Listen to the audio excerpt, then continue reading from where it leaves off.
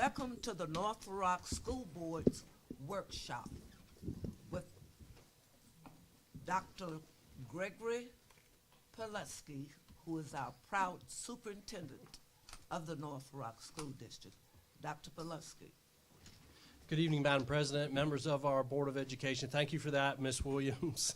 For the record, my name is Greg Pileski, the proud superintendent of the North Little Rock School District. And joining me this evening are my colleagues, Dr. Tori Hooper, our deputy superintendent, and making her first debut at a board meeting is Mrs. Mary Beth Hatch, who's our coordinator of school innovation. And I also want to recognize Mrs. Yah McNulty, our coordinator of accountability assessment and data management, who had a great contribution to the presentation in which we're going to make this evening. This evening's presentation is the 7th Street Elementary School Reconfiguration and Transformation Plan. And as Mr. Hunter pulls this up for our viewing audience, as well as the board, Mrs. Colquitt will be making this presentation, and there is an accompanying document that will be made public within a few moments. Our Board of Education members, you have the yellow sheet, but you also have a narrative document as well, and that really is the companion to the overall presentation, and there's a lot more detail. This is certainly a high-level overview. So the purpose this evening is to inform our Board of Education, the public, and specifically the community of 7th Street Elementary School in our proposal, or the proposal from the superintendent, to reconfigure the school and to transform the school as part of our E for the Future district transformation model. The rationale for change, hard to believe. I was just thinking about it the other day. It's been 27 months since I've started here in North Little Rock, and very proud to call North Little Rock home. And if it's one thing I've learned about our community is the sense of pride that it has. And been very transparent with the Board of Education and the public. In fact, I remember Ms. McLean said it the other day, we're a data-driven school system. And we are, and I think that's an important aspect to have when you make decisions, and we have the most difficult decisions to make, and that is about the future of every child's that we serve, 8,182 today, to be exact. Today we're going to give you a high-level overview. We're going to start with the data, some historical data about 7th Street Elementary School. Then we're going to go into the actual reconfiguration plan, and then launch a new vision for the school. As the school superintendent, I take full responsibility for 7th Street Elementary School's historical data and its current data. I realize I haven't been here that long, but as the superintendent, it's my responsibility to educate every single child in this school district. I also want to preface this presentation with, when we show the data, this is not about pointing fingers. This is not about getting angry with each other when we look at the results. This is about accountability of ourselves. And this is about true accountability of saying this is the reality of where we are. But more importantly, this is the proposed plan going forward to change the educational outcomes of the children that we serve. A brief historical context, and again, this is a very summarized version of the narrative. The 7th Street Elementary School is adjacent to Argenta, downtown historic community. It is in Ward 2.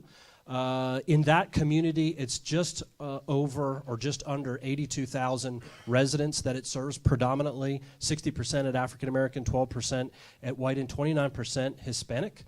The school was constructed in 1967 as Lincoln Elementary School. Mr. Steele, I believe you attended Lincoln Elementary School at that point. And then it's changed its name, and I thank you, Ms. Williams, for giving me some of that historical context, to 7th Street Elementary School in 1991. It is adjacent to the historic Shorter College, which has played a significant, pivotal historical educational center in our community at a time where schools were segregated. And where 7th Street Elementary School plays in its historicalness to our community, which also gives reference to the historic North Little Rock 6. And as we all know, that is a cornerstone of our community. It is a cornerstone of not only the civil rights movement here, but it played a significant a component in the civil rights movement in the historical of the United States. And we all know about the Little Rock 9, but I think sometimes North Little Rock 6 gets overshadowed. And in my own time as a resident here of North Little Rock, as I've learned that some people don't even know that there was a North Little Rock 6. And so you'll see in this proposal, this will come into play in a recommendation as we move forward.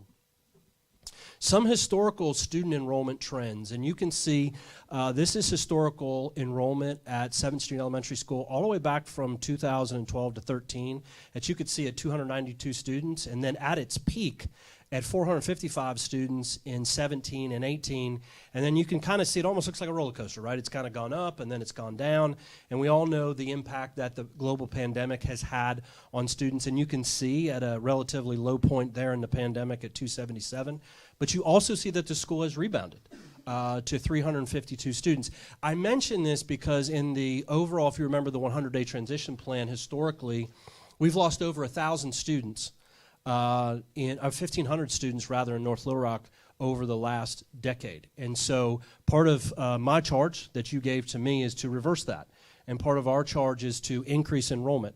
And we're going to talk about that as that's overlaid. Historically, the student attendance data, our benchmark as a school district is at 95%. And you can see it 2012 and 13, it was just about there. But you can see how it has slowly drifted.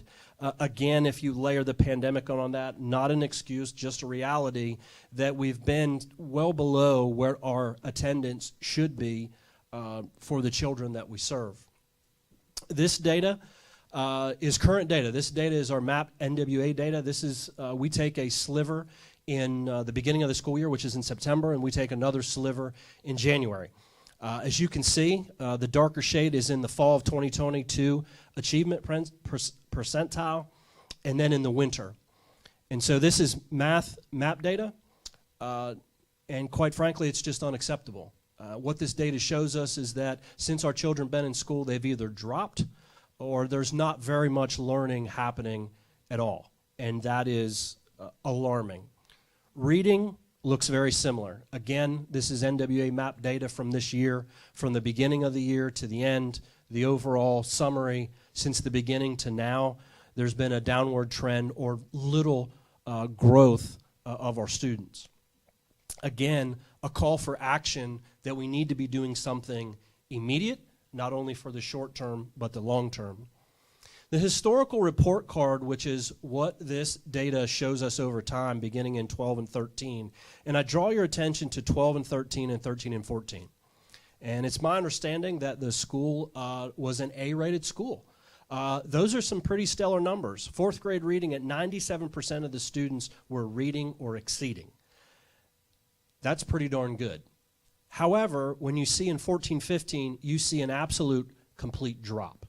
One of our hypothesis is there was a change in the law. We're moving from No Child Left Behind into ESSA, Every Student Succeeds Act. There was a different assessment. That was the Park assessment, a much more rigorous assessment. But that's a significant drop. And historically, you start to see in the years of 15 and 16 and 16, 17, some upward trend movement in performance. That's what you'd want to see.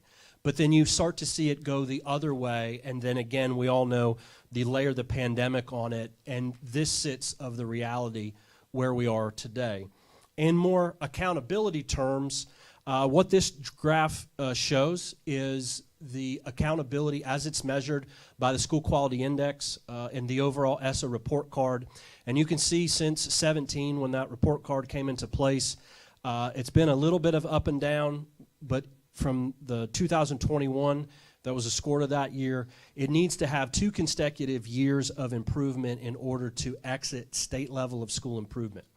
Currently, 7th Street Elementary School is in the highest level of support, which is what's called MRI, CSI. I know that's a big acronym. But also more alarming that over the last several years, 7th Street Elementary School is ranked in the bottom 5% of elementary schools in the state of Arkansas the last several years. That is alarming. And so the only reason I say that is we've got to change course to change the outcomes for the children that we serve at this school.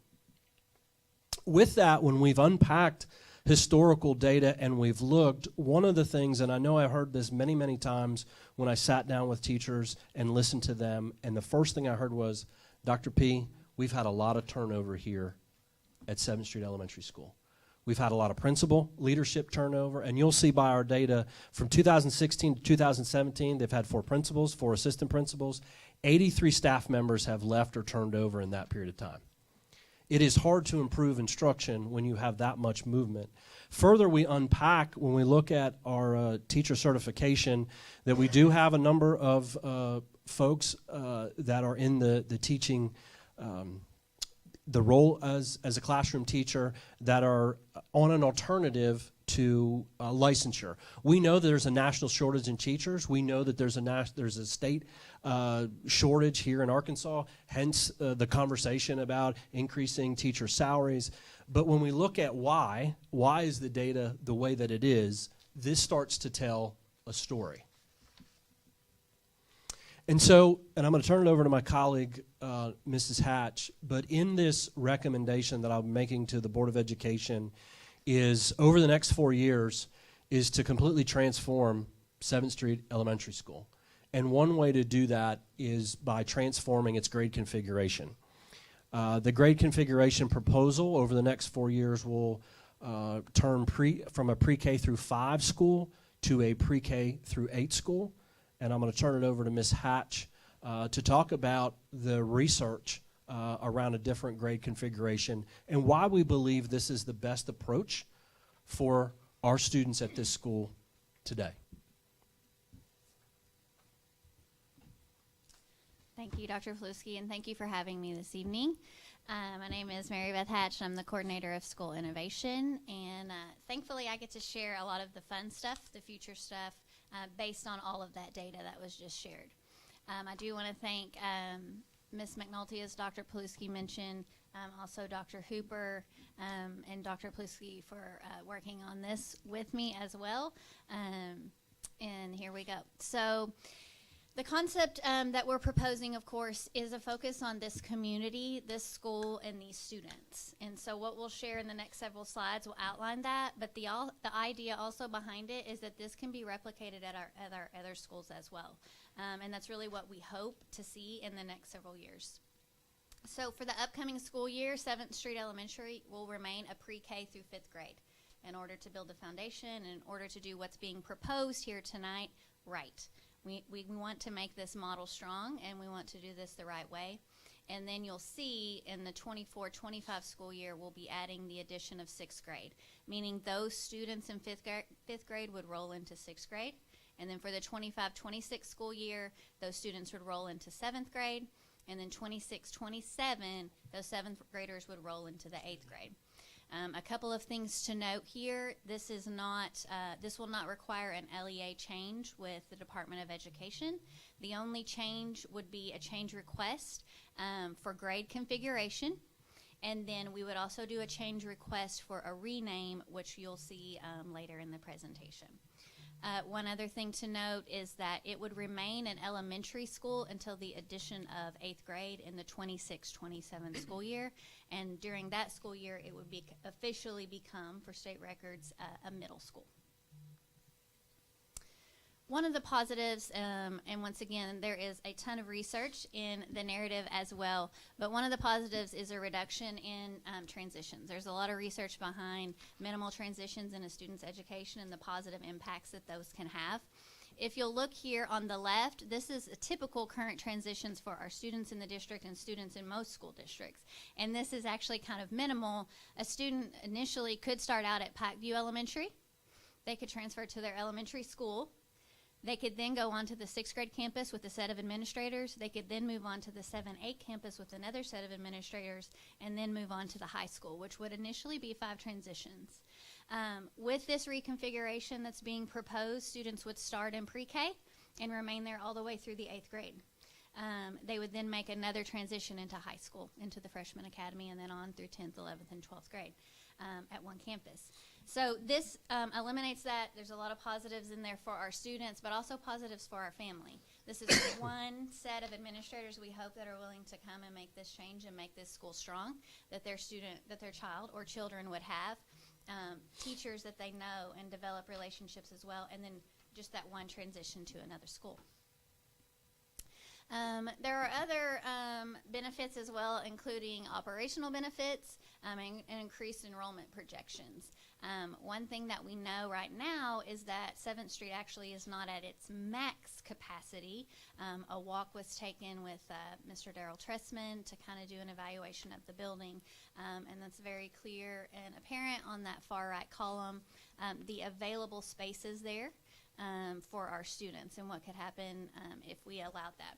But when we start adding our 6th grade campus, our 6th grade students, we're going to add 75 students a grade.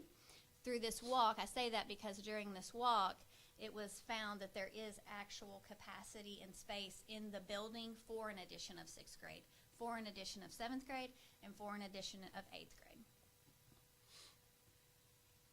That's outlined here to kind of give that projection of adding those 75 students each year, bringing us a little bit over 600 students. The building actually has the capacity for more than that. Ideally, we don't max out the space and we're crunched and we're smashed in there. That's not what we're looking for, but we are very aware that there is space to grow the enrollment. Dr. Paluski's E4 district transformation model has been shared from the beginning, and one of the big parts of that is graduating students that are future ready. One of the things that this will provide is a completely different learning environment to our students, and that will be outlined here in the next several slides. What we also know is, with a lot of changes that are coming in our state as well, families will have the choice to choose where they send their students, and we want them to know that the choice that they are given at this school is the absolute best option for their children. What will happen every day in the classroom will be rigorous. The expectations will be very high for every single student. It will be a hands-on learning environment. It will be real-world focused. We want this to be the best place that they could send their children, and they don't want to send them anywhere else. And we'll outline why this will be the best option for them. Once again, this aligns with that E4 model. So we'll be focused in that expose stage and through the theme options that we'll share in just a moment. Students will be exposed to a multitude of different experiences, and we're calling those guaranteed learning experiences. We want students to engage in their learning, and we actually want them to be excited to come to school every day. We also want our teachers and our administrators excited to come to work every day as well. And then when we add the addition of the 6th through 8th grade campus, we'll move into that explore phase, and there'll be much more exploratory and experiential learning opportunities provided for our students as well at that level. Something that we're really familiar with at the secondary level is what we call graduate profiles. We see these a lot in high schools for 9th through 12th grade students, where we see what they're going to learn at the high school level, at that secondary level, and take them into college and career or the military. What we don't often see are graduate profiles that go and start all the way down at the elementary level. That's what we're actually developing here. We've created an entire stretch, if you will, of graduate profiles that start at kindergarten and go all the way through high school. What we're looking for is our students to start acquiring these skills at the elementary level. There's no need for them to start learning these things at high school when they could start learning them in elementary and the middle school levels. As you can see here, there are several, and this will look different at the kindergarten level than it will at the 6th grade level, and we know that. We won't focus on a work-life balance at the elementary level. That's a secondary skill that they will acquire. However, we can focus on critical thinking. We can focus on leadership. We can even start talking about personal finance. We want them exposed, and we want them to start acquiring these skills before they ever even leave the middle school level. In talking about a future-ready school, we have to talk about a future-ready classroom and what actually happens inside of every classroom. And to me, one of the most important things is that the learning doesn't happen just inside of a classroom, inside of 4 walls. The learning will go out in the community, and the community will come into the school. That's a very important part of this theme and a very important part of this model. In order for this to remain a community school, and it will, there's no talk of this turning into a magnet or turning into a charter in any way. This will remain a community school for the 7th Street community, for those students and those families. And we want, to make it very clear that what's happening in that classroom is preparing our students for the future, starting in pre-K, starting in kindergarten. That, as we mentioned, it is rigorous, it is relevant. It will be heavily embedded with project-based learning. There will be actual time, as you'll see in a little bit, dedicated to this type of learning environment. We know if we want to see change, we have to do something different. That is very apparent and that is very obvious. And this is a completely different model than what we've seen or that is happening in any schools in our district and in our state for that matter. Another thing students will acquire upon acquiring these skills as they go through is there'll be a digital portfolio that students will utilize starting in kindergarten. So it's an online platform that will follow them all the way through high school. So they'll be able to acquire these skills and get these endorsements, these future-ready micro-credential endorsements. And I know it kind of sounds like a lot, especially when you think about a 5-year-old or an 8-year-old. But they will start building this portfolio, and it won't just be, oh, this is what I made on this test, or this is what I made in first grade. These are the things that I, was able to accomplish, or what I learned in first grade. There will be actual projects housed in that digital portfolio, work they've actually done, times they've spoken in front of an audience, times that they've shared their work, times that they have collaborated with a group. So they will be acquiring these skills as they go throughout this grade, and they will be housed in a digital portfolio. So by the time, once again, that they go to high school, they will have acquired a multitude of these micro-credential endorsements, and we hope that by the time they're at high school, they're looking for ways to expand beyond that. They've almost acquired so many of them that it's what's next, and that'll be a really great challenge for our secondary schools to really offer some new learning experiences there for our students as well. As I mentioned earlier, one of the biggest differences in this model than others are what we are calling guaranteed learning experiences. There will be guaranteed experiential learning opportunities, field trips, but engaging field trips with a purpose, field trips that align with the theme, field trips where while they're there, they're engaging in a specific type of learning that they will take back into the classroom, and they won't just take that learning back. It's highly likely they'll take that industry professional back into the classroom with them, who will be collaborating with our leaders, our instructional coaches, and our teachers as well. Project-based learning, as I mentioned, will be heavily embedded into this concept and into the curriculum.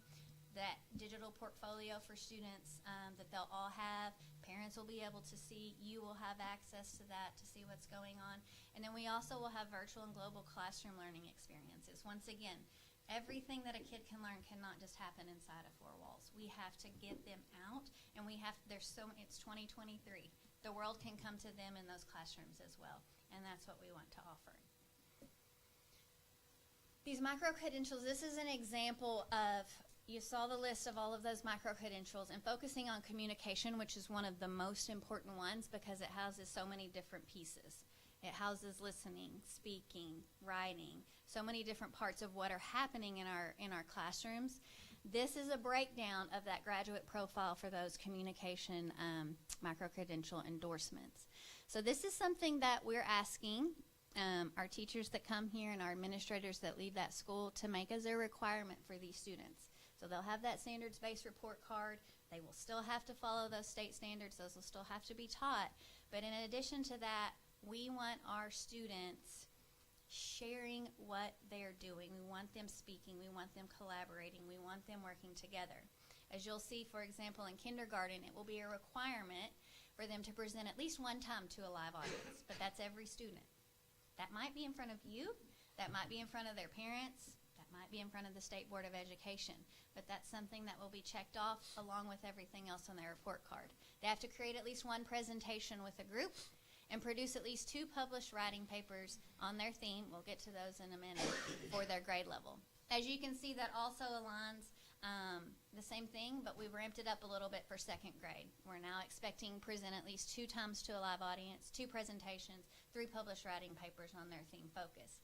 You can see when we get down to 5th grade, now we're looking for 3 times. And if you think about that, once in 9 weeks. For 5th grade, they don't even have to do one the first 9 weeks, but you're going to do one the 2nd, the 3rd, and the 4th. That's a lot of time to get ready and do that. and I don't think it's asking for too much. Create 3 presentations with a group and produce at least 4 published writing papers on their focus concept. When we get to 6th grade, in 7th and 8th, you can see we have 4 additional expectations that will come with each of those grade levels, and you can see the addition of a 4th for 6th grade is utilize 1 technology application for a project or presentation. We hope they're already doing that, right? That's going to happen when they're creating 4 presentations. It's highly likely. This is a way for us to ensure that these things are happening in these classrooms, that they are utilizing technology in a way that is useful in real world and applied. 7th grade, their 4th component is incorporate design into at least 1 project. There's a multitude of ways that could happen. In 8th grade, complete 1 research project with a submitted paper on the project. No, we're not looking for a dissertation, but we are going to hold these expectations high for our students. We want them going to high school knowing how to write, knowing how to research, knowing how to utilize real-world resources. And one of the things one of the things Dr. Plusky usually speaks on when we share about this is if a student was with us from kindergarten through 8th grade, you can see here, by the time they've left 8th grade, they've presented a minimum of 24 times to a live audience. They have created a minimum of 24 real-world presentations and written a minimum of 30 pieces of themed-related published writing. Those are communication skills we want our students to possess when they enter high school. Those are communications we want our students to possess when they enter the workforce, when they enter college, when they enter the military. Project-based learning will be a cornerstone. One of the things I always say is knowing is not understanding. Just because a student knows 2 + 2, that doesn't mean that they understand that it's 2 and it's 2 and those make 4. The same thing goes with anything. We can teach literacy, we can teach math, we can teach science and social studies, but if they're not applying that, it is very hard to make that some type of understanding in their brains. So the more that we can use hands-on learning, the more that we can embed into projects, the more we can make this inquiry-based where they're digging in and figuring out why, they're finding solutions to problems, they're thinking critically, they're collaborating with each other, the more they will understand, the more that they will retain. And we know a student is not their test score, but that will translate onto those test scores. They will understand the science test. They'll have a much better understanding of taking that math test and being able to apply what they learned and work those problems out. Another really important factor, and there is a multitude of research on this as well, is most schools that have high minority populations and low socioeconomic status in those schools as well rarely ever experience any type of project-based or hands-on learning. Yes, the focus is on literacy and math, and it's typically because we hear, well, that's the focus. They can't read, they can't do math. Well, there's no option to apply. This theme and this focus and this approach allows students to apply what they're learning, but it will be a requirement. Teachers will be expected to do this, and so students will have that opportunity to apply their learning. So the fun part here is a theme. With the E4 vision that Dr. Plusky has presented, he listed a multitude of themes. We narrowed those down to 10, and for this school, we've narrowed that down even to 3. And we've kind of blown those out and given them a lot of teeth and a lot of detail and a lot of backbone because the community will drive this choice. The community will choose this theme for this school, and we'll get to that in just a minute. But the 3 themes that we feel like align best and can be the model for this approach for the district even is an esteemed theme, animal and veterinary science, and technology integration and ingenuity. The first one, esteemed, is what? Yeah, I don't know what happened to that. These faces. Esteemed is what we would call a STEM or a STEAM school, which we have some of those in our state. We have some of those near us, and our families and our communities understand STEM, science, technology, engineering, and math. And STEAM, you add that A, you add that art. That's outlined there. But it's gone a little bit further here with the animal science, technology, engineering, arts, math, environmental science, and design thinking. What that means is the school would have that entire theme, and then each grade level would have a focus concept. So within that focus concept, they would do those PBLs, those project-based learning signature projects for that.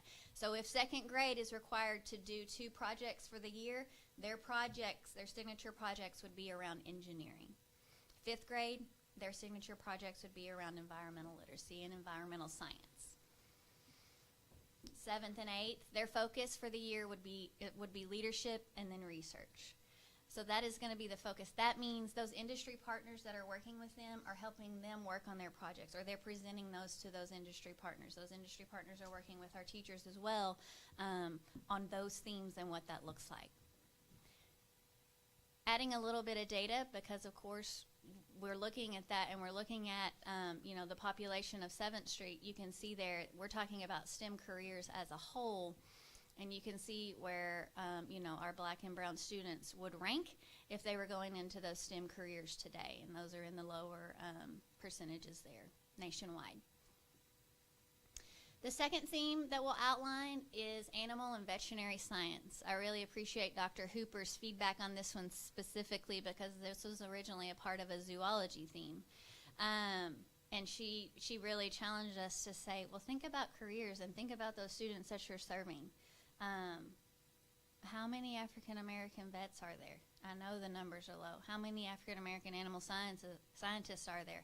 I know the numbers are low. And that goes back to the first E and E4, the exposure. With all 3 of these themes that are outlined here, we are in no way saying a student has to be a vet. We are in no way saying a student has to be a computer scientist or an engineer. It is exposure.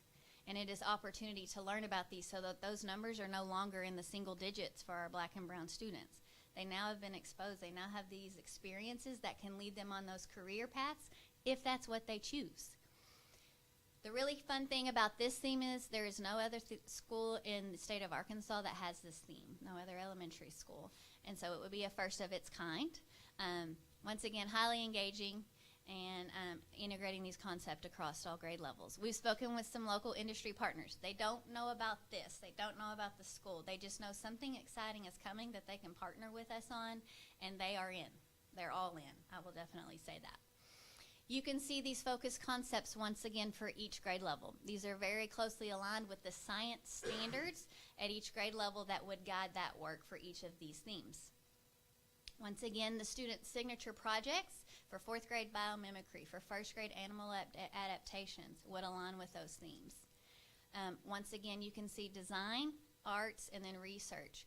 Research is the common theme across all of 8th grade, and speaking with several industry professionals from all range and all walks, I asked, what do you wish you would have learned in middle school that you didn't? Or what do you wish you would have engaged in that you didn't get a chance to? Several said research. I wish I would have done some kind of research project. I wish I would have done more research when I was in high school. So we're going to embed that at our highest level for this school. Research will be the common component there. This is just I'm not going to go through this word for word, but this is an example of what those projects, that PBL, would look like at the 2nd grade level. Standards align across all content areas. You can see science, writing, math, reading, and social studies. The standards are there in bold. And then there's an example of what that engagement could look like with an experiential learning opportunity with an industry or community partner, and then how they would turn that into a project in the classroom. Once again, we're looking at these single digits. This is what I was referencing when I was speaking about Dr. Hooper's comments and feedback on this. You can see that 1.4% of veterinarians are black or African American. 3.7 are animal scientists. That means we're talking about ecologists, biologists, anything in that field as well.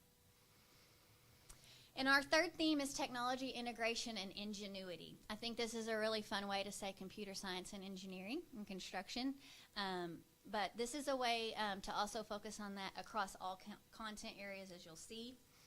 Arkansas is one of the leading states in the country right now in computer science, so this is something that is important. This is something that's relevant and is definitely not going away anytime soon. With this one, the same thing aligns. You can see that focus concept for each grade level, meaning that's what those signature projects would come through at each grade level. 2nd grade, technology through construction. 5th grade, careers of the future. Just a few examples there for you as well, with 6th grade engineering, health, data science, and then once again 8th grade research. And then just a few more career statistics there for us. You can see the stats there for computer scientists and the stats for engineers. The next 3 slides will talk about wraparound services that must be offered for our students, because one of the biggest things here that we're looking at is how do we meet the needs of every single student. I work at 7th Street. I actually really enjoy working there. I see the teachers that do come to work every day and the teachers that are working hard. And I know one of the greatest needs that's been unmet are supports for our students that have a multitude of social-emotional learning issues that must be met first. Those needs must be met in order for students to learn. We have to take care of our students' needs first in order for those academics to be successful. One of the ways that we can do that is through instruction throughout the day, of course, in those behavioral social-emotional learning supports, but then also what happens after school.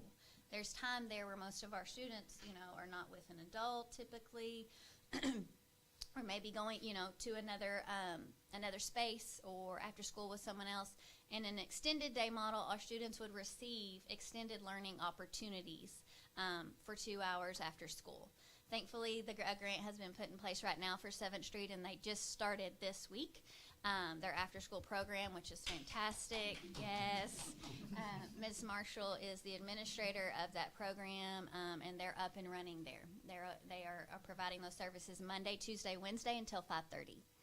So that's been a great start there. We want to keep that going, but we also want that to continue to be theme-aligned as well. We want those learning opportunities of whatever theme is chosen to continue. The extended year model, these are the summer learning opportunities. The really good thing about this is I get emails, and I've already gotten several, about different community partners and industry partners and programs that are offering summer learning opportunities, and they're looking for students. Could you share this with families? We need students. We're looking for a space to do this, or we'd like to partner. Well, I'd like to offer a whole entire school. I'd like to say we have the space. If you have the program, we have the space and the students there. Bring it on. And then we're looking at qualified staff and some really enriching learning opportunities for our students to engage in the summer. And the third wraparound service we're looking at is what is called dual generation learning experiences. And this is where we look for a true commitment with our families, our caregivers, and our guardians of our students. Something I think that is important and something I definitely believe in is that the teacher and the parent or caregiver or guardian have to be a team, and it has to be a partnership. Not 2 separate teams and not 2 people that are against each other, but working as a team. We want our families to feel welcome in our schools and want them to come into the schools for good reasons, and then there are going to be some times that we have some issues. We want those relationships to be built and to be strong and to be supportive so that when the hard times come, they know that they're welcome and they're a part of the team that's going to solve the problem for that student. We also want to provide opportunities for our families to engage in learning. So when our students are presenting to families, they're teaching them about what they learned about that project, about that concept. But when we have open house or when we have parent-teacher conferences, this is where our industry partners come back into play again. We want them set up shop. Tell the community how many jobs you have. We'd like to be on-site job interview spaces for our families. Anytime that we can engage with our industry and community partners, we want them in the house as well. One of the other things that we know is coming is a new Baptist health clinic that's coming down Broadway. That's another opportunity that we can engage our families, whether it's a once-a-month health clinic. They won't have their facility fully up and running for at least a year. We now have the space that we could offer that either on weekends or after school time as well. I mentioned earlier that the community is going to drive the choice for the theme, but we also want the community in the building. In order to do that and really, mean what we say, we want to develop what's called an E4 Community Advisory Board. These will actually become something that's standard in all of our schools, but we'd like to start it obviously here at the 7th Street campus. This board, this is not meant to be an ornamental role, something that someone that's young on the board can just add to a resume. We want this to be people that are invested in this community and in these students and in the success and the turnaround of this campus. As you can see here, we've outlined a proposed amount of community partners that you can see. And then in our narrative, we also have kind of the expectations of that role and what we'd like those community and advisory board members to be able to do and to provide. For example, we've proposed 4 industry or community partners serve on this board. I'm the type of person that's always like, what's in it for our students? So if you're willing to come and serve on our community advisory board, I would like to have 1 of our or 2 of our students serve on one of your community advisory boards. I want our students to get as many real-world experiences as they possibly can. Of course, we want that parent voice. We want 3 staff members, but that could be a custodian, that could be an assistant principal, and that could be a lead teacher. Definitely a nonprofit leader, a faith-based leader. We'd love to involve a local government, chamber, representative leader. We also want our students to serve. We want our students' voice to be heard. We want this to be another real-world opportunity where our students can apply for this, can interview for this role, and really represent their middle school and their elementary well. And then we also have a proposed position that Dr. Pelusi will get to a little bit later for the school that will really cultivate and drive these partnerships and will lead this work of the Community Advisory Board as well. That will need to be developed very soon. Once again, if this is approved for a theme to be chosen, we'd like this board to be developed so that they can really lead us in choosing the theme and give us some feedback on this as well. This is just an example of what scheduling is going to look like, and I'll get to something more specific in just a little bit. But once again, we know in order to make some change, even our getting down to our scheduling has to look different. Right here you can see, once again, this is very vague and broad, but in order to move our students, we're proposing that a half day, 1 day a week be devoted to project-based learning and what we're calling intensive support groups. This is intense small group instruction based on specific needs of students. So if we are truly a data-driven district, we know exactly where our students' deficits are and where we need to move them. Our plan is to hire qualified staff that are ready and willing to move these students as well. But in order to do that, we have to have dedicated time. For example, it's written here in Wednesday, which we know now is our early release day. So on a PBL day, this may look like 1st, 2nd, and 3rd grade half day working on their projects in their theme concept for their grade level. And then 3rd grade may actually be that may be a day where they're on a field trip, they're on an experiential learning opportunity with one of the partners for their grade level. And so that time is built in every week so that we're not saying, oh, I got off schedule, I'm off track just a little bit here in my math or my reading or whatever. It's built in every week. That also helps with our cafeteria staff for lunches. That helps with transportation and our administration as well. But that's an example there of what that looks like K-5. And then, of course, the same thing would go for 6-8. Same thing would be happening. Intensive support group time, moving those Tier 2 and those Tier 3 students up. And then a time for PBL, that project-based learning and or travel to those experiences outside of the school building. I think a common question that will come from families is, okay, when you add, those middle school, will my kids still get to play sports or will they still get to be in band? The answer is yes, absolutely, 100%. Just because this is a different model, it does not mean that students would have anything taken away or that they would receive less. That's actually quite the opposite. We want students still to participate in all of those things. And as you can see here, for 7th and 8th especially, at the beginning, all that transportation will be provided for those students back at the middle school and or whatever time those practices are to engage in that for band, for choir, for football, for basketball, for cheer. No students will be denied that opportunity. The same thing goes for any academic or social emotional supports that are provided, GT, special education, our ESOL students, all of that will still be provided for every single student. So a part of the overall restructuring, I would say, of the school is that part of the superintendent's responsibility is the power of assignment. So a part of this overall transformation will be for all of the licensed staff members to reapply for their positions. Through that process, if an individual is selected, and we're going to go through that through what we're going to call an incentive stipend, we're encouraging all of those individuals at the school, if they've bought in and like where the direction of the school is, we want them to be able to apply, but we also want to reward good teaching. In the event an individual, certainly within our school district, has the opportunity to apply for any job within the school district in which they're qualified for, and if any individual does not garner a position through that process, then they will be transferred under the administrative transfer process.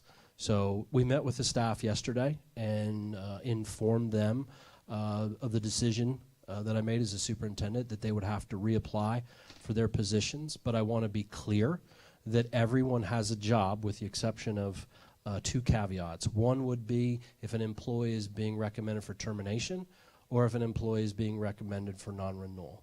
Other than that, if they don't garner a position through the application process, they will simply be transferred to a like position. So I might be teaching 5th grade at 7th Street, but then I might be transferred to a like position teaching 2nd grade at Ridge Road if that was where the position was open. For classified staff, all the classified staff at 7th Street Elementary School will remain, with the exception of if they're the needs of the school district, which is under the superintendent's authority, again, to transfer based upon the needs of the school district. This is all outlined in the narrative. In fact, there's a position crosswalk that lists every single position in which that will have to reapply, which begins with the principal all the way down to the school counselor as an example. And again, that is outlined. With this reconfiguration, there will be, of note, there are 2 positions that will be reorganized. There are 2 MCLs positions called multi-classroom leaders. Those will be reconfigured into a literacy coach and a math coach, and then, as was recommended, the only new position for this upcoming school year would be the school innovation coach, because we know that in order to sustain this work, there's got to be a mini Miss Hatch that she's coaching along the way that continues to support the principal and the assistant principal in the school with deepening this work of project-based learning across the campus. So, with the school reconfiguration and transformation stipend, so it will be a rigorous process. So the individuals that are selected for the new reconfiguration will receive a $10,000 stipend in year 1. That money is being paid for out of the ESSER. As you know, we currently provide a recruitment retention stipend for all of our employees currently in this school year, based upon 95% attendance in the first semester, 95% attendance in the second semester. This is different. And this is not only to reward great teaching, this is to attract the very best and the very brightest that have not only bought into the vision, the new vision of the school, but want to be a part of a transformation process. And Mr. Smith and I, in the special board meeting, will go over more specifics, but there are a different set of criteria in order to be awarded this pot of money in year 1. Remember that ESSER funds go away next year, so this is the last year that we would able to be used that pot of money, and you'll see what we have projected at $390,000. I know in the Arkansas Learns, if you paid attention to that, there is some conversation about rewarding at a $10,000 stipend of high-performing teachers. In year 2, in year 3, there will be awarded a $4,000 stipend and a $3,000 stipend, again, based upon the criteria that is set before, and we'll go over that again with Mr. Smith. The next pots of money, the $4,000, which is $178,000, and the $3,000, $135,000, that comes out of federal Title II money. So all of that money right there, $369,000, is not operating. It's out of federal money that we're allowed to help with recruitment, retention, and sustainability of high-quality teachers and leaders. So one of the biggest pieces here is going to be how are we providing continuous professional development and support for our staff. Of course, that theme school sounds fun. There will be people that say that's right up my alley. That's exactly what I want to do. But as I mentioned before, we also have to provide professional development on those trauma-informed practices. All the staff that comes has to understand the backgrounds of our students and then how to meet those needs before we can even start teaching. PD will be provided for that, and also as continuous support throughout this year. We don't want this to be an initial onboarding in summer, and then you don't hear from us again, and you're not supported again until next summer. We want that PD to be very, very relevant, not only to the theme, but to the demographics and to the needs of the school. Also, of course, with project-based learning, a lot of people will be familiar with that as well, but in order to implement that with fidelity, and we saw that graduate profile, those expectations on top of, you know, your literacy and your math and your science and social studies instruction, you have to be able to do that and do that well. Students have to be able to apply their learning in a way that makes sense, and so we'll provide that professional development for those students as well. And finally, the grand finale. It seems appropriate that if we're going to transform the school, that it's an appropriate time to change the name of 7th Street Elementary School. And as we've thought through this process, one of the things that has become clear to our understanding, there is no memorial or mention marker of the North Little Rock 6 anywhere in the school district, nor anywhere in the city of North Little Rock. And so the recommendation as the superintendent is to rename 7th Street Elementary School as the 657 Learning Institute. 6 standing for the North Little Rock 6, and 57 from the events that happened on September 9th of 1957. And as Mrs. Hatch has alluded to, you could imagine the 657 Learning Institute School of Animal and Veterinary Science if that is the theme. And we know that these 6 gentlemen again, a pillar of our community. And it just seems fitting that we take this opportunity and not only remember them, but memorialize them in our community. And I also recommend as the superintendent, if the board approves this, that from this day forward, once it's approved, that September 9th is always known from this day forward as a North Little Rock 6 Day, district-wide in our community. Because it's important that we know our history, and it's important that we know the foundation of where our school system has come from and has come so far. And I think that our school system is better today because of these gentlemen and the journey and the story that they have needs to be told in a much more larger context. I'm going to get into all the budget. That is purely, and I know that this is just an information item. We have 4 years of this is an estimated budget. This estimated budget is a combination of local funds, state funds, and federal funds. The only staffing in year 1 is the $75,000. That's for the school innovation coach. That would be operational. But you can see the $390 as an example. That's a large sum of money. That's the stipend that's paid out of the ESSER. And so most of this, and quite frankly, I know Dr. Hooper can speak to this better than I can about, there's a lot of funding streams for 7th Street. They've gotten the after-school grant, the 21st Century grant. That is the $129,000. I know when we've met with the State Department and we've had this conversation, they're not only excited about the opportunity to change the trajectory at 7th Street Elementary School, but they're willing to help us find different funding sources to be able to restructure and support the school the way that the school needs to be. Predominantly in year 2 is where you'll see the staffing begin to change because now we're adding a 6th grade campus. Most of those figures are going to stay the same. And again, that would be 3 teachers in 6th grade. Again, 3 teachers in 7th grade and then 3 teachers in 8th grade. Obviously, our hope here, that would be an operational cost, but the anticipation is that we're going to grow enrollment out of this process as well to be able to generate revenue as we move forward. And we can get into all, I don't want to get into all of those details, but we're happy to if you want to get into the budget. I'm not going to go through this. This is just a projected timeline, but essentially this is an information item tonight. We'll be talking about the stipend here in a second, which will go, our recommendation is to approve that to go to LPPC. And then at our next regular board meeting, we'll have time to take questions and so forth, and then come back for a vote that the board would vote for the reconfiguration, the naming of the school, and the award of the stipend.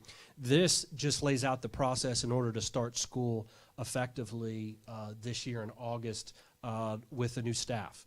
And as this process would start as fast as possible, because we know it's not going to be long. We've only got 3 months before this school year ends. And remember, next year we start earlier on August 14th. So our priority is to get the staff in place, the professional development place, the community advisory board in place, and then build the structural foundation correctly, and then open the following year with grade 6, and then from there forth and further. And with that, we will be happy to take any questions. And I know that was a lot of information. The document that you have is over 60 pages. I know that's a lot of information to digest in one evening. Okay. On this end, do you have any questions or concerns? I don't have any questions or concerns. I remember I shared with you all about the article on the news that I saw about how in the next 10 years there will be such a need for veterinarians because of the nationwide shortage now, and people are not really picking those, picking that field to go in currently. So they're estimating as quick as within the next 10 years. So I think, once again, you have thought about a game plan and try to look way towards the future, and that I appreciate. And I just, I feel like now I've been holding on to this information that now I can share with my family. All right, Ms. Temple? So I appreciate that, and About the naming of the school, about which the has naming of the school. significance, family significance for you. My Uncle Gerald Person was one of the North Little Rock 6, and so it's been a lot trying to hang on to that and process that, but I look forward to sharing that with them. Ms. Temple? I have no questions at this time. Y'all answered my questions so well when we went over it before, and I appreciate all the efforts that's gone into this, and I'm thankful for the name. Look, this is touching. Dr. Reddish? I appreciate the energy, the enthusiasm. Is received, and I appreciate that. Just a couple of questions. One was, if it's approved, approximately when would staff know where they're going to land? Sure. So once we go through this process and the reconfiguration is approved, we will be meeting. Human Resources is going to meet with every single of those employees. They will certainly receive a letter, but they will also have some one-on-one coaching about their options. And so, as we get into the school year, we start to have vacancies. So we want to be able to, the best that we can, knowing the vacancies that will be available, to place individuals as quickly as possible. Certainly, ideally, it would be great to have them placed before the last day of school, would certainly be my goal of those employees. That ideally would be the goal, but sometimes depending on those positions, it might happen over the summer. Gotcha. The other was, I know it's community school. Mm-hmm. Is there a process already being developed for employees? They may want their child there, or to Sure. bring siblings. Absolutely. together? We have community schools, and they need to remain community schools. Ms. Hatch stated it very, very well. This is not a magnet school. This is not going to be a public charter school. This is a community at 7th Street Elementary School. This is their school. And that's why it's so important to engage the community in this process, because of the sustainability. When we pick a theme, that's the theme we believe is going to help our kids be engaged. We know through this process that there may be, you just saw Ms. Hatch, there's 43 seats right there today that could be filled. And so when we go through this process, and I think in the legislature, they are also looking at the school choice, the process, the percentage of students. I believe all that is being looked at. The short answer to all that is yes. And so that's why we want to do this right. So when we open in a grade 6, we know we've got to go back and look at the school choice process from within our school district. It's community school first, but if there's open seats, what is that process going to be? If I have a sibling at the school and I've got another sibling, you know, we need to take all those things, and that's why we just want to do this right, so that when October, November, December comes and we further launch opening of the 6th grade, that we have that process very clearly identified. And Mr. Logan has been doing a good job, you know, taking a good hard look at our current processes, and we know with the law we're going to have to look at that as well. Awesome. I just want to end with saying, if I had to choose a theme, you'd be in trouble, because I like all three. Ms. Hatch and Ms. Welcome. Dr. Hooper done a great job. It's change needs to happen. 7th Street has been on the list for quite some time, and it's always scared and worried us board members, because it is an example, or it's a excuse for the state to come in for us. So change needs to happen. Change is scary. Nobody wants change, but it's needed. I think this is a really good plan. I think this is a really good thing for our community. I think the honor that we are showing to our North Little Rock 6 speaks volumes, and I hope that gets picked up nationally. I don't want us national news for the bats. I want us national news for the 6. If I get another Batman joke. I want this to be our legacy. Mm-hmm. So I'm excited. I have to say I'm a little worried. So, you know, the LEARNS Act got passed today. So I really want your team to come back to the drawing board and just make sure we're crossing our T's and our I's and making sure we're okay, because I see the money, I see our plan, but then we were just thrown this curveball, if you will, with the LEARNS Act. So I just want to make sure that we're doing our due diligence with our pennies. There's certainly a lot of change. Change is needed. Change is scary. This looks like a solid plan. So thank you. Thank you for your hard work. I know everyone put in lots of hours on this, so the data itself speaks for itself. 60 pages. Single space, not double. So thank you. Ms. McLean.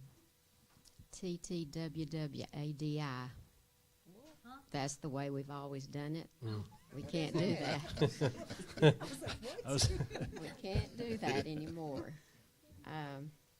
People at East Campus, I used to say that to them all the time. Whenever change would come along, and a lot of the times I would be part of that change. But also the veterinarian school is going to be opening up. Yes, Ms. Hatch has said that Lions College has purchased the heifer. We've learned about that, and that could be a potential partner. Yes, And if just the right community here. decides to go with that theme. But that would be a pretty cool thing to have happening right at that time. Question, is there a letter going home to parents, and or a meeting, or has any of that already occurred? Or Sure. So the process from here, yesterday we did meet with the faculty and staff at 7th Street Elementary School. We will go back because now they've got more information, and we will have an opportunity. In fact, from yesterday, Dr. Hooper has already surveyed the faculty and staff to get their questions, and we're addressing those. Now this will be more information.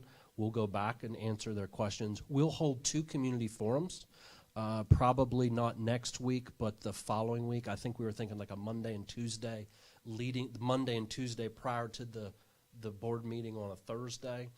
We want to publicize that. We want to bring out our community. We want to engage our community about the future of their school and invite them in as full partners. So yes, we will do 2 community outreach sessions to get feedback on the proposal.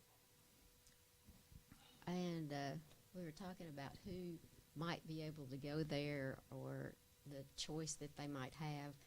I mean, are you seeing the possibility that some parents might say, well, I'd like to have my 6th grader needs to be in a school there instead of going to the big middle school, that a parent could Sure. say, Absolutely, if there's space available. right, But the number one priority is the children of 7th Street. And we know if children are in a much smaller environment, that a 6th grade at 75 students is very small. But we know over time with Wraparound Services, they'll have a lot more support. And then to be able to transition, a better transition as Ms. Hatch did. But you're absolutely right. If there's seats available, we want to open that up to anyone that would like to participate in this innovative approach to engaged learning. well, I know starting a new school and having new goals and having high expectations for students and teachers, to me, is very entrepreneurial and also has some risk with it. And I think that's what Sure. Ms. Welcome was just referring to about that, because it is a little scary to think about that change, even though we don't want to do TTWWADI. So that 10,000 stipend and then the 4 and the 3 in those 3 years is nice when you're looking for teachers to apply to that school for some incentive for them. But I hope, and I'm sure we do, I know some of them, we have teachers that have a fire in their belly. And when they hear about a school like this, Passion. they're going to say, where do I sign up? You know, Passion. I just feel like we're going That's to right. have that. And we'll probably have people that aren't in this district that may want to apply also. I think that, you know, getting to do innovative things like you've been describing for the last hour, blazing new pathways, and getting to teach with other teachers that have that same fire in their belly Yes. is awesome. Yes. You know, it makes me think, if I were just a few years younger, right? Come on, Ms. McLean. So I know you still got it. I appreciate all the work that went into this. Ms. McNulty, the data was spot on and really kind of lays out the need there and the reasoning for all of these changes. And they look very awesome to me. And I thank all of y'all sitting here at the front table. Great job. Mrs. Steele? Yes, thank you. Some very good questions. One of the things that I don't, as the representative of Zone 2, want to get lost in this dialogue as we move forward. I think there's support for that. Is that 7th Street has some very good and dedicated teachers right now. Mm-hmm. And I don't want that to any way diminish those individuals who are there, who are committed, Sure. working hard Sure. to do the very best that they can. We met about the plan, and there's really nothing in the plan not to like. Sounds great. It kind of reminds me of when I was playing a little ball. We would get at a critical stage, and the coach would call timeout, and he'd draw up a play. Well, the play would look great in the huddle, but when we went out, there were some folks on the other side that were trying to stop us. There was opposition. So as we get into it more this time in the next meeting, again, everything in it is good, but I've been kind of pondering and thinking about the things that are not in the plan, or at least that I didn't hear emphasized in these 60 pages, that I think could be stumbling blocks with a very good plan with a lot of good ideas. One is, if this is the school we're choosing and it's going to continue to be a community school, then the majority of the students you're going to have returning. My concern about that is I did not see a school-wide discipline plan. My second concern, you can ask, I have three, you can ask all three of them at once. The second one is, no matter how great the plan is, if the kids are not there, it doesn't do much good. And the second thing is an attendance plan. What are we doing about that? The attendance at 7th Street has been woeful. The other area is these teachers who work hard, give their all every day, come to 7th Street. They have to deal with so much before they can start the process of education. Dr. Hooper knows all about that. I don't see anything in here to address social services. And I think we deal, and I think, Ms. Hatch, you mentioned socioeconomic issues that we've been dealing with over and over again. Are these young children coming to school, entering that building, prepared to learn, prepared to give those presentations?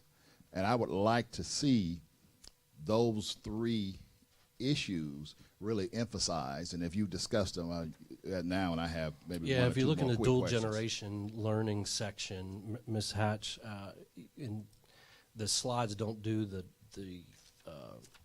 multiple paragraph that she's written, addresses that, because we know that the children that come to, many children that come, she talked about trauma-informed care, professional development with teachers.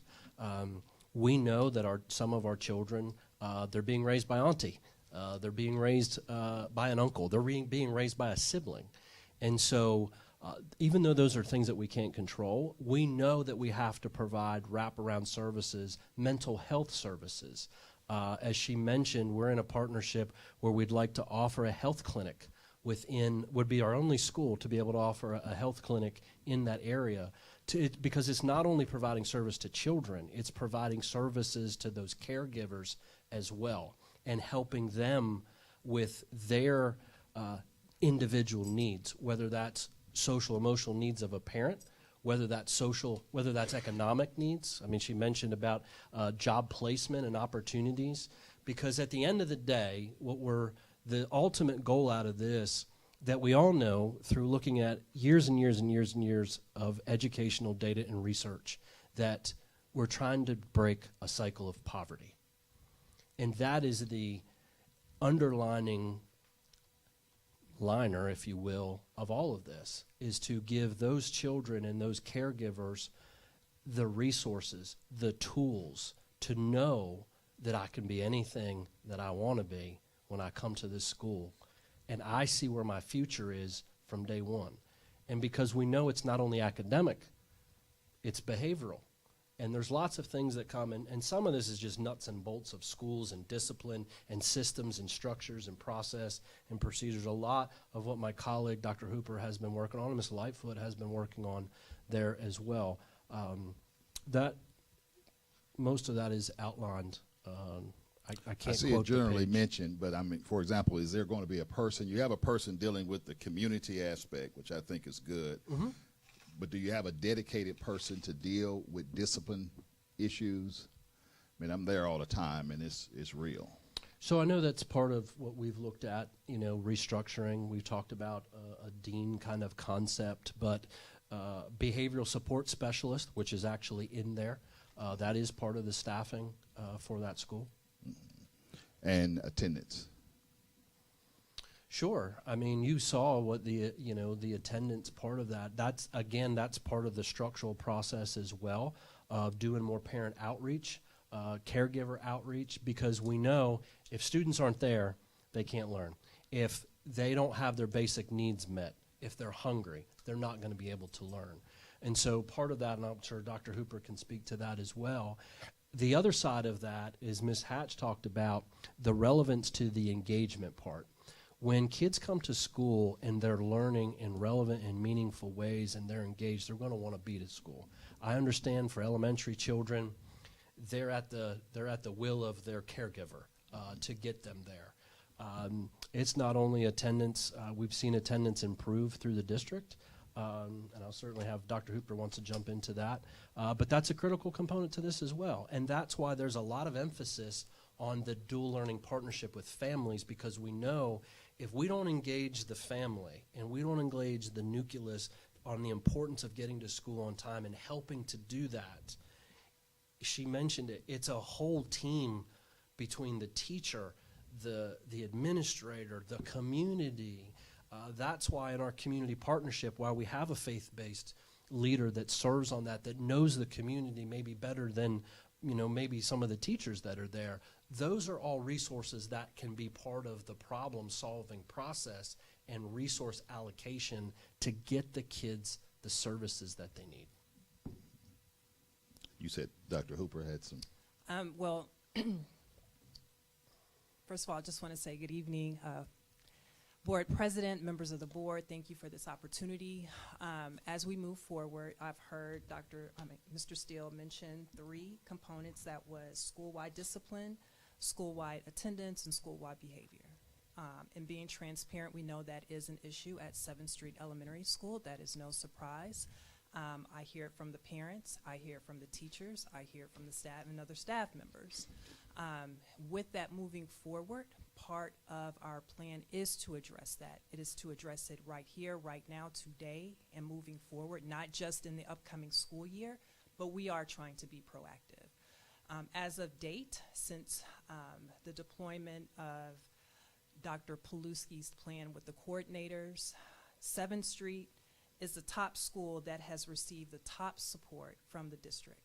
To date, they have received over 189 campus visits as it relates to support. Just want to put that out there. As support, in addition, they receive reading support, math support. However, this change is needed. This change is needed because there is a systemic issue that has taken place in the community and within the school. And with that at hand, we have to be bold in transformation. With our new governor, we know that is coming with the New LEARNS Act, which was just passed, as Ms. Welcome has mentioned. In addition to that, all the components that you have heard Dr. Paluski, Ms. Hatch, along with Ms. McNulty put in this data presentation is a reflection of this proposal. Every single aspect. Since that information has been released, I have been trying to dissect it piece by piece, layer by layer. We will be the model for the state. When it comes to trauma-informed, that is in her plan. When it comes to attendance, that is in her plan. When it comes to instructional coaches and literacy and math, that is in this plan, as well as the LEARNS Act, the right to read. So with that, I think we need to be intentional, we need to be specific, we need to be laser focused, because she is being very laser focused when it comes to turning education around in the state of Arkansas. Right now, I don't even think she knows about North Little Rock. However, I know once this becomes public, this is a reflection of the plan that she has communicated to the T. So with that in hand, we're going to do everything possible, as I tell parents all the time that call this district. I will do everything in my might, as I'm doing with every campus in the school district, but especially for 7th Street, they deserve the best. They are a reflection of me as a child growing up, and I want to ensure that as a leader, that I respond to the priority and the need of this district, which is 7th Street Elementary School.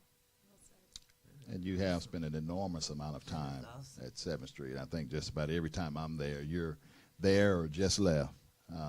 Miss Lightfoot and, you know, the Yes, and coordinators. Ms. Lightfoot as well. You guys have And I really will- spent a lot of time and put in the work.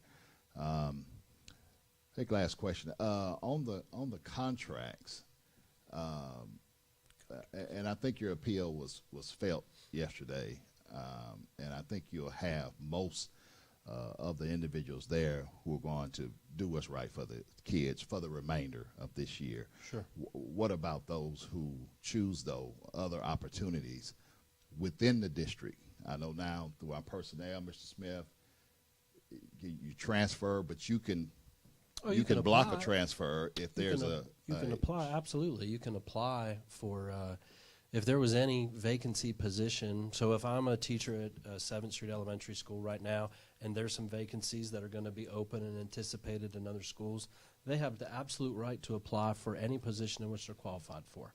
If they don't get that position, or any position that they apply for, then they would be reassigned by my office.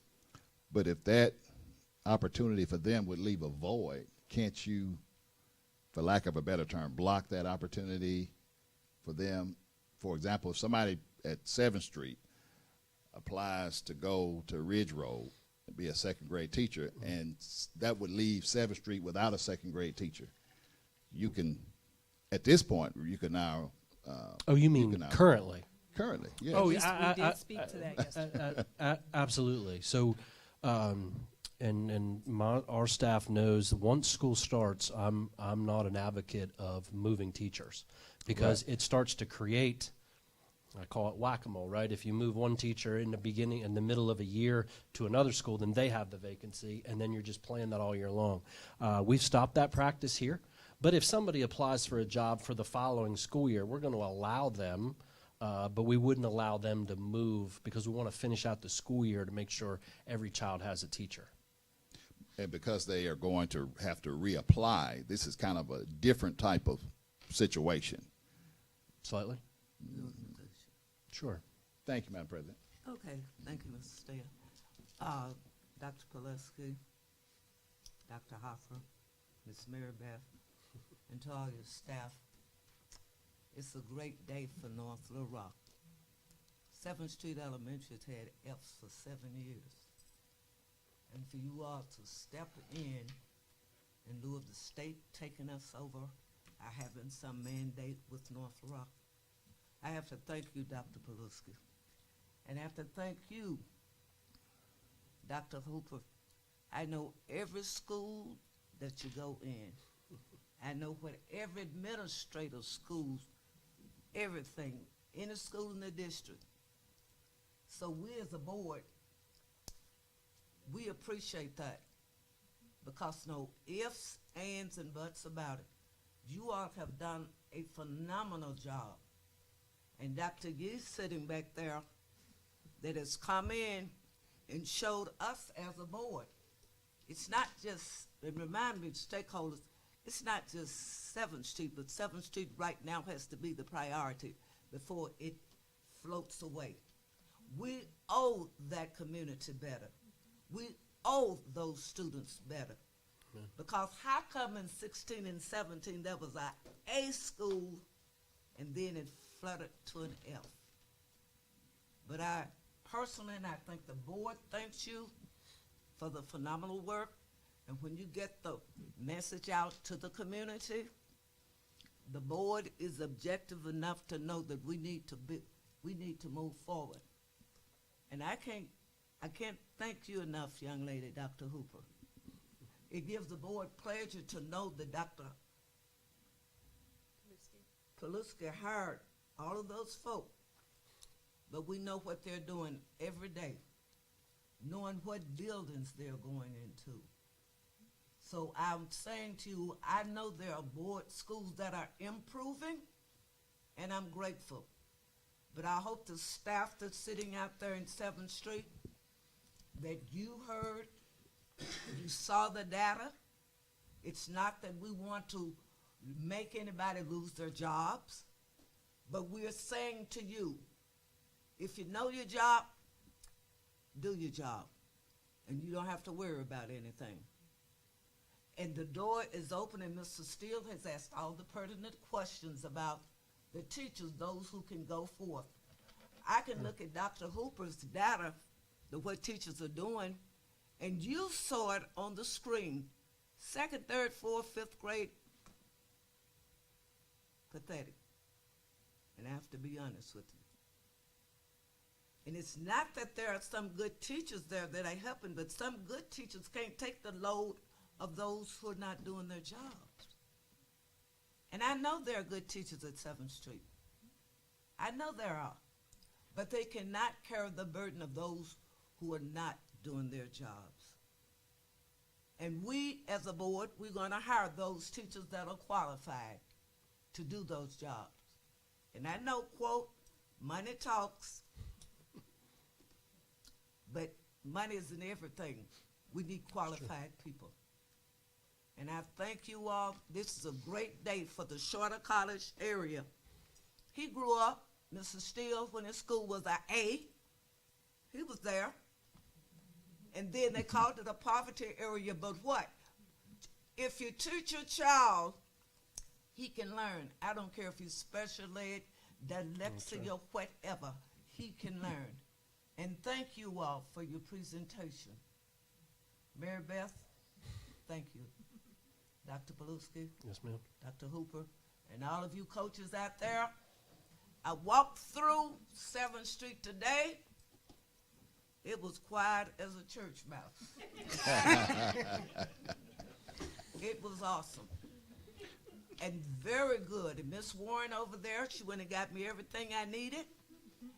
It was just a total different atmosphere because those teachers needed what? Help. And thank you all for doing a good job. Madam If you have President, nothing else on that, just want to say one thing. What? And I just. She said what? What? Get out of here. What you want? I just want to say thank you for the support of this Board of Education, you know, because as a superintendent, to have the support of all of you, and I feel that every single day, your support. When you hire great people and you let them go, you can only imagine what's possible. And you're seeing that. You're seeing that through Dr. Hooper's leadership. You're seeing that through Miss Lightfoot, Miss Jordan, Miss Hatch, our coordinator. I could go on and on. And I'm just proud of this team that we've been able to assemble because you're seeing the work and the transformation happen before your eyes. And I appreciate the opportunity to be the superintendent. thank you. And would you announce the next, So the next workshop item? this is the only workshop item, Madam President, so we will move into Go ahead. we'll move into a special board meeting. Okay. Madam President, I so move that we move into our special board meeting. Second. It's been moved. It's a workshop. That doesn't take a vote. Oh, well, hello, we going on. That's up to you. When you say we're in the meeting, we're in the meeting. Call it. Public comment. Okay. Give them that chance. At this time, ladies and gentlemen, thank you for attending the North Rock School Board meeting. We are now open for public comments. Public comments. Public comments. There- Come on. Yes. Come on down.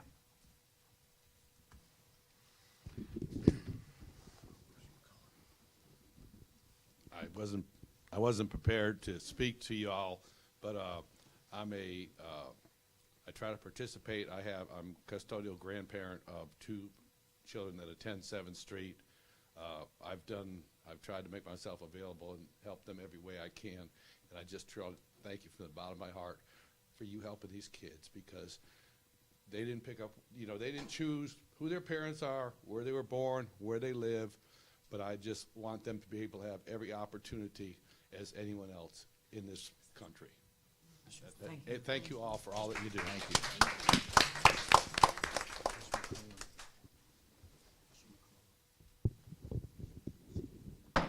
At this time, I officially call the meeting to order. Ms. Colquitt, would you please call the roll? Ms. Williams, Present. Ms. Welcome, Here. Dr. Revett, Here. Ms. McQueen, Here. Ms. Temple, Here. Ms. West, Present. Mr. Still. Here. Okay. At this time, we will have the disposal of the property. No, we're going to do executive closed session.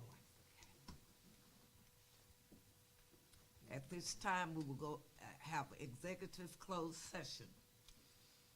Executive closed session per North Rock School District Policy 1.14A, stating that private or closed discussions by the board may occur as part of a regular or special board meeting.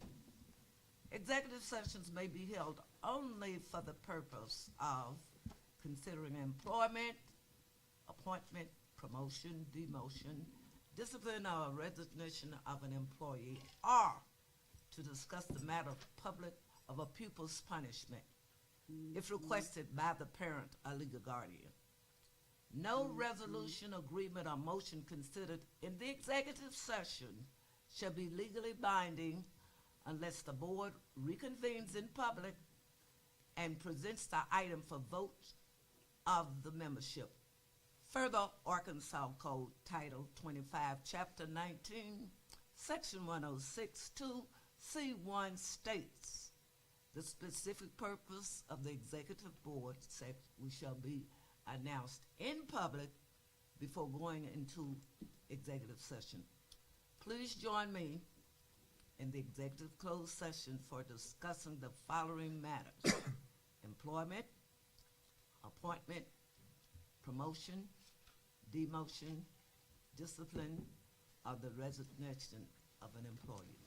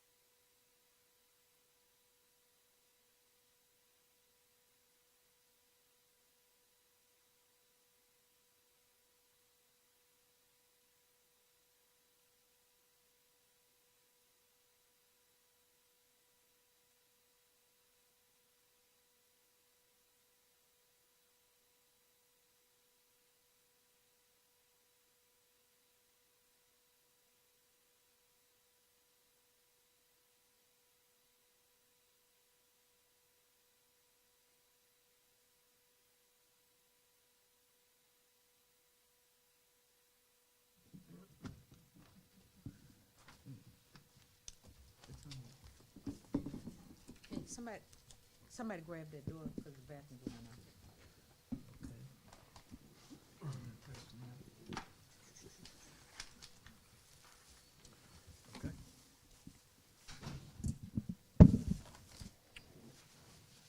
Madam President, members of our Board of Education, action item 5.1, the superintendent recommends the employment of personnel as discussed in executive closed session. Madam Chair, I move that we approve the employment of personnel as presented. Second. It's been moved and properly second that we accept the recommendation of the superintendent for personnel. Those in favor say aye. Aye. Opposed? None. Madam President, members of our Board of Education, action item 5.2 is the 7th Street Elementary School Reconfiguration and Transformation Stipend Resolution. I'll ask my colleague, Mr. Smith, to step forward. What you see in the attachment is just more detail in going over the stipend for the 7th Street Elementary School, in which it lays out $10,000 in the first year and so forth. We did receive confirmation from the Department of Education today that had approved it. Mr. Beckett has approved it. What I will be asking for, because this is an action item, I will be asking for your approval to send it to LPPC for 10 days, because this is a stipend and it does have to go before them for a vote. And then we will bring it back to you once they've had a chance to get some input and feedback, and you'll bring it back for a final vote at our next board meeting.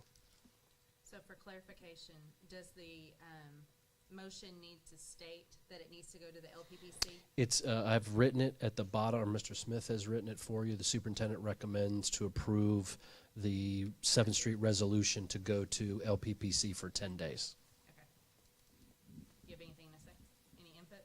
Any questions the board might have? Madam President? Yes. I so move that the superintendent recommends the North Little Rock School District Board of Education to send the 7th Street Elementary School Reconfiguration and Transformation Stipend Resolution to the LPPC for review for up to 10 days. Second.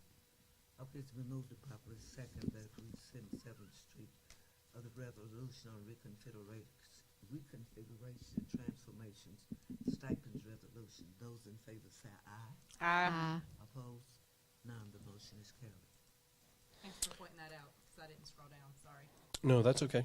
That's why we kind of build that into the yellow sheet. Madam President, members of our Board of Education, action item 5.3 is the disposal of property, the demo of construction on the new Amboy property, and I'll ask Mr. Brown, who's overseeing our maintenance department, just to give you a very high-level overview. You know, we've purchased that property, and I believe that we want to get propose an action to demo the structure. Thank you, Dr. Piluski, members of the board. So there's a desire to get the property cleared of all structures. We have a clear environmental report done on the land at this point. EEG has performed an environmental test on the building itself. There's a small amount of abatement that they are performing. When that abatement is finished, then our maintenance department can demo that structure that's on the property. So we're here for your approval, because our policy requires if you demo or destroy or get rid of property that's valued at $1,000 or more, the board has to approve that. So obviously that structure would be valued at $1,000 or more. So we're asking for your approval to demo that building and clean that property off and have a clean piece of property. Our maintenance department will perform the demolition. I have a quick question. Well, that would say, I guess, save the district a lot more money by having our maintenance department Yes. do their work. Yes. Okay. Sorry, follow up from that. This does not specify going forward after we demo. Do we have plans to use that property? Will that come at a later date? That will come at a later date. As we've talked about, one, we want to clear the property so that nobody's trying to get into that property. We just need to clear it. That's what we're asking for approval. And then remember, we talked about when the time comes, if the board so choose to do the parking lot, that will be another discussion. Very good. Madam President, I so move that we, on action item 5.2, no, I'm sorry, 5.3, the property of Amboy, demo. Second. It's been moved and properly second that we accept the superintendent's recommendation for the disposal of the structure on the new Amboy property to be performed by the district maintenance department. Okay, those in favor say aye. Aye. None opposed. Motion is carried. Madam President, members of our Board of Education, and Mr. Brown will stay right there, is our our annual financial audit, and which was produced by HCJ CPAs. And Mr. Brown, if you'd like to introduce Sure. our guest. Sure.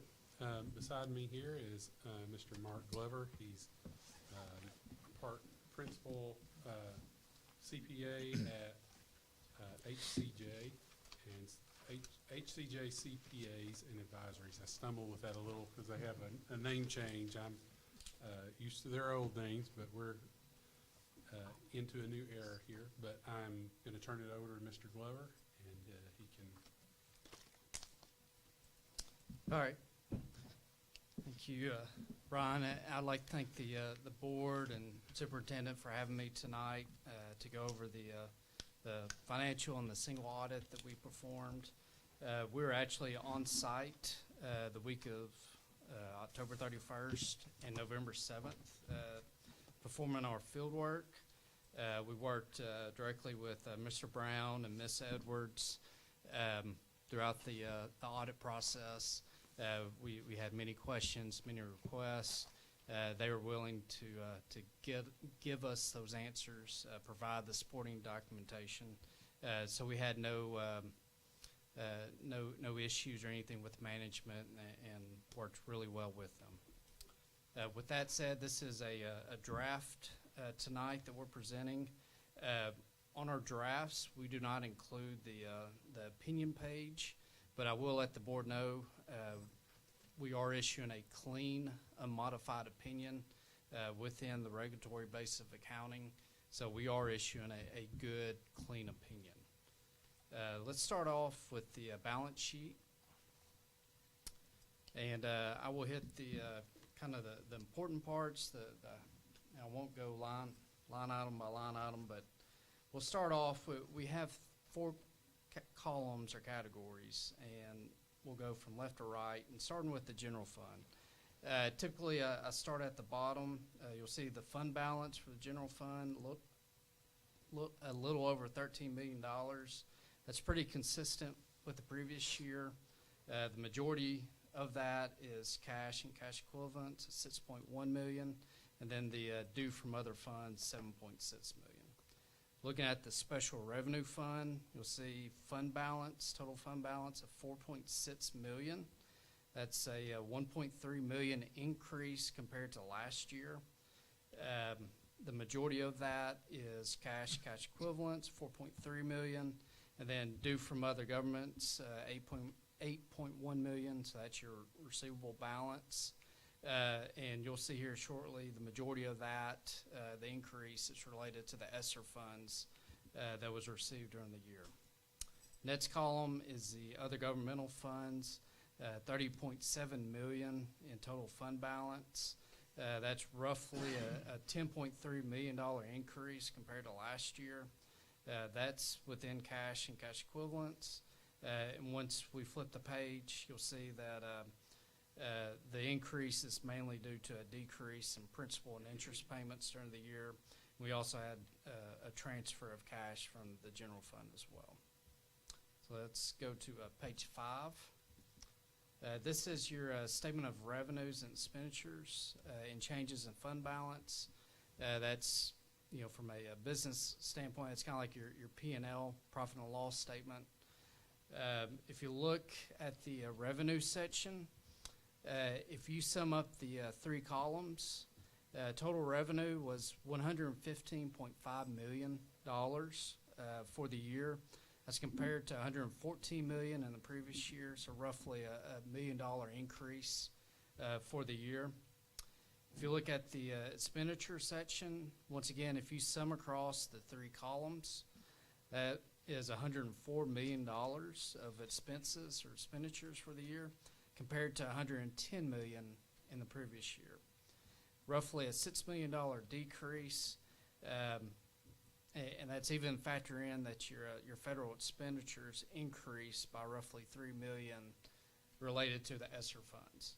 The main decreases, you'll notice that the interest and fiscal charges of $3.6 million. Last year, that was $7.3 million. We also had $5.4 million of principal payments on our bonds last year, which we did not have any principal payments during the year ended June 30, 2022. Continue to scroll down on the statement. You'll see the other financing services. There's the transfer of cash of $14.8 million from the general fund to the other governmental fund.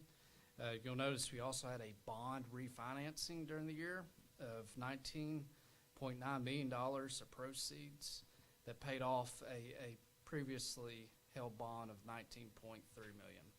When we get into that footnote, you'll see that here shortly. Let's flip to page 7.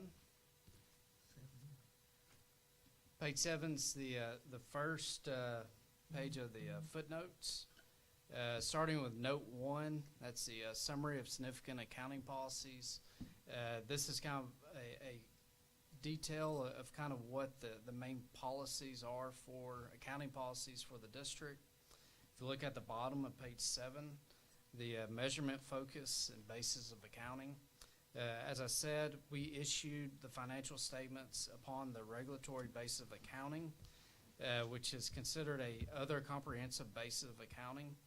The RBA, or regulatory basis of accounting, is prescribed and required by the Arkansas Code, Arkansas legislator within Act 2205 and then amended by Act 867. If you flip to the next page, and if you look at the top of page 8, the first paragraph, the RBA is not in accordance with generally accepted accounting principles. And then that paragraph goes into detail of what the differences are between the RBA and GAAP accounting. The next paragraph, the company financial statements are presented on a fund balance. And then the rest of the paragraph kind of gives a explanation of what exactly is a fund basis financial statements. Let's flip to page 10.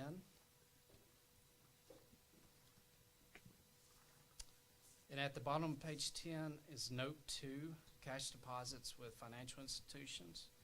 You'll see that the district had at the bank roughly $46.4 million of cash in excess of FDIC insurance. However, I'm here to let the board know and the reader know that this cash was collateralized by the bank, so therefore it's fully protected. If you flip the next page, page 11. And if you look at note 4, the commitments footnote, at June 30, 2022, we had 4 construction and renovation projects going on at the district with a committed balance of $1.3 million in progress. We anticipate these projects being finished in 2022 and 2023 calendar years. The next table is a quick summary of the outstanding bonds that the district has. As I mentioned, that November 2016 bond was refinanced during the fiscal year, and it was replaced with the December 1st, 2021 bond of $18.8 million. And the refinancing will help the district save on interest cost in future fiscal years. If you flip to the next page, page 12, the table at the top of the page, this is a quick summary of kind of what the district is going to pay in future years when it comes to principal and interest payments on the bonds. For instance, in the 2023 fiscal year, the district will make bond payments of $5.3 million. If you scroll down to note 6, the retirement plans footnote, this is a description of the Arkansas Teacher Retirement System, or ATRS. If you flip to the next page, page 13, you'll see that the district made contributions to ATRS of roughly $9 million during the fiscal year. The district's net pension liability for ATRS, you'll see in that last sentence, the district's proportionate share of the collective pension liability of ATRS is $51.1 million. That is as of June 30, 2021. That's not a typo. That's the latest and greatest information we have on the net pension liability. And that is a required disclosure within the RBA. All right, let's flip to page 16.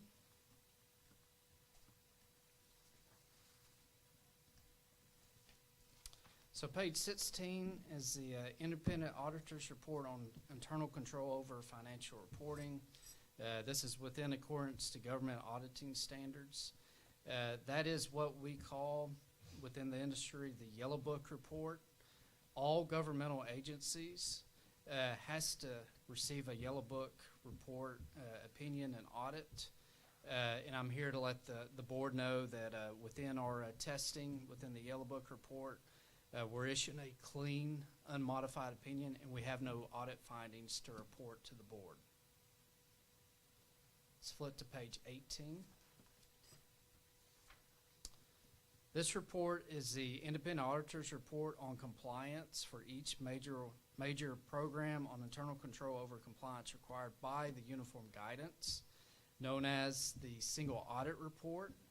So all government entities and nonprofit entities that have over $750,000 in federal expenditures during the year are required to have a single audit. Obviously, the district, you'll see here shortly, has well over $750,000 in federal expenditures. So we tested several federal programs, and I'm here to let the board know that we're issuing a clean opinion. We have no audit findings to report to the board tonight. Let's flip to page 21. So this is the schedule of expenditures of federal awards.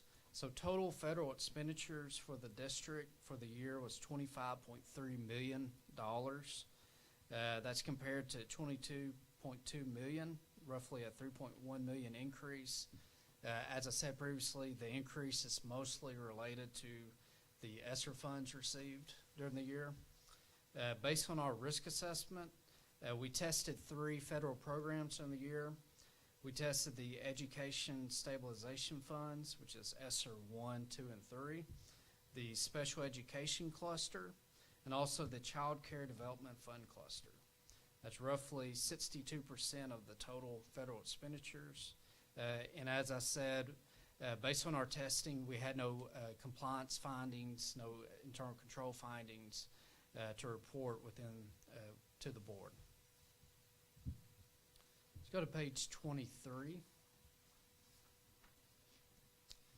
This is a summary of state assistance received by the district during the year.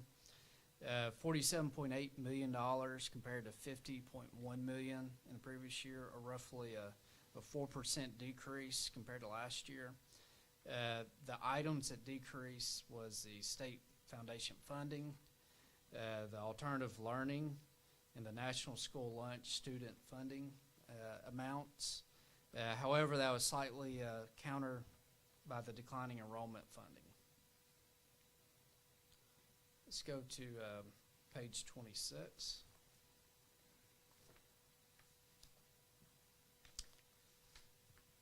This is the report on compliance with Arkansas state requirements. As part of our audit in the RBA, we're required to test state statutes. If you look at page 27, this is a list of various state statutes that we have to test as part of our audit. And then on page 26, we issue our opinion. And based on our testing, we don't have any findings or comments with regards to the state statutes we tested. So once again, we're issuing a modified opinion on our state compliance testing. So with that said, that's a quick summary of our financial statement audit and our single audit on federal expenditures and also our state compliance testing. Overall, we had a clean audit. Really Brian and Makisha did a really good job, and I appreciate you guys for having me here tonight. Are there any questions with regards to the audit or the report? Madam President, Yes. do you have a question? Go ahead. I do. You do. Well, y'all, come on. I just want to refresh my mind, because I've had people ask me this. The income that we have from the North Little Rock School District for this year was $115 million, is that correct? And then the total bond debt that we have, what is our total bond debt? At June 30, 2022, I believe it was $188 million. That's outlined in Note 4.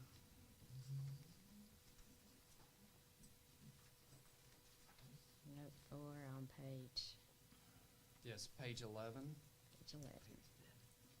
See debt outstanding at June 30, 2022, $188,815,000. Okay. And that debt will be paid off. We have it happening at different years. Are they all different bonds? Or are there 3 different bonds? Or So the first bond on page 11, that November 2016, that was refinanced, so that bond went away. So as of June 30, 2022, and of today's date, there's only 2 outstanding bonds, the March 2021 series and the December 2021 series. And if you flip to the next page, page 13, and that table at the top of page 12, the table at the top of page 12 is a summary of upcoming bond payments, both principal and interest. So you'll see in 23, the district will make $5.3 million in bond payments. 24, $5.2 million. 25, $5.3 million. And it just, the schedule. And we can, either me or Mr. Brown can provide further detail on that. What page was that you just said? Page 12. 12, okay. so we owe 188, and when we pay it off, we will have paid 240 because Yes, of that the interest. includes the interest as And well. are these bonds for? Can you explain to me what the bonds were for? All the bonds were for construction projects for Of the- building. Like building. still from the elementary schools that we did in the high school, or? Yes. Yes. And, as debt gets refinanced over time, there's some residual that gets refinanced in there as well. So when we did our refinancing of those bonds, you have some older debt that gets refinanced in there as well. But the majority of the debt is related to the building projects. Would there ever be a chance that we would pay something off early? Well, there's more of a chance that it will be refinanced in the future than actually paying it off. Usually the building needs catch up. This will pay off in 2043. So there'll probably be some building needs prior to then, or a need for the board to, the refinancing can happen, if I'm remembering correctly, no sooner. You have to wait 5 years before that refinance, before you can touch that again. But in the future, in 10 or 15 years, if there's a need for the board to generate cash to be able to use for building projects, without going back to the voters, refinancing and lowering the interest rate is one of the ways the board can do that. So If the interest rate chances, goes the down. chances are greater that it will be refinanced in the future rather than paid off. Okay, thank you. Mr. Steele, did you have a question? I move we approve the audit. Okay. Second. It's been moved and properly second that the superintendent recommends the approval of FY 22 audit report submitted by HCJ advisors. All in favor, say aye. Aye. Opposed? None. Motion is carried. The next, number 6. Madam Chair, I move that we adjourn. Second. Madam President, one question. Can, Mr. Superintendent, can you tell us the meeting? You said that there are going to be 2 community meetings. Yes, Will we'll- those happen in the next 10 days, or are we going Yes. to wait till after the? No, it'll, we'll send that out in a press release. We'll make sure you have it, That's Mr. fine. Steele. But Thank you, Madam President. It will be before Mr. Steele. It will be before we come back. Yes. Thank you. Yes, sir. Okay, those in favor say aye.